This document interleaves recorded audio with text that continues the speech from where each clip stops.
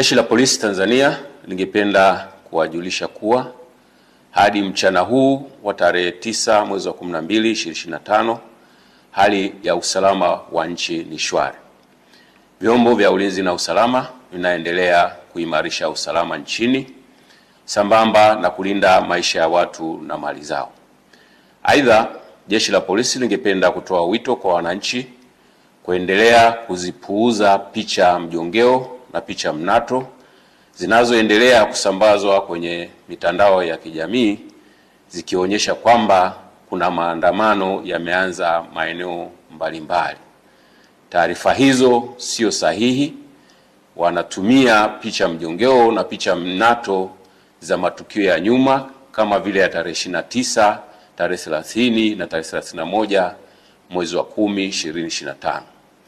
Sambamba na hilo, wenye nia ovu wanaendelea kutumia picha mjongeo za matukio ya nyuma. Kwa mfano, kuna tukio la Juni 2025 ambalo kabila la Wamasai walikuwa wanafanya sherehe zao za jando katika msitu wa Tanapa, lakini imesambazwa kwenye mitandao ya kijamii ikionyesha kwamba Wamasai wameanza kudai haki zao huko jijini Arusha.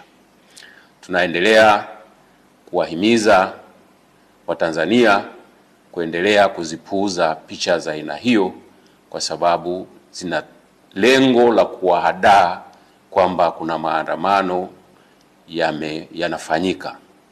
Ikumbukwe kwamba maandamano hayo ambayo yalikuwa yanapewa jina la maandamano ya amani yasiyo na kikomo yalipigwa marufuku toka tarehe 5 mwezi wa 12 2025 kwa sababu hayajakidhi matakwa ya kisheria ikiwepo sheria mama, yani Katiba ya Jamhuri ya Muungano wa Tanzania ya mwaka 1977 na sheria ya polisi na polisi wasaidizi sura 322. Aidha, tunatoa wito kwa wananchi waendelee kufuata sheria kwa ajili ya usalama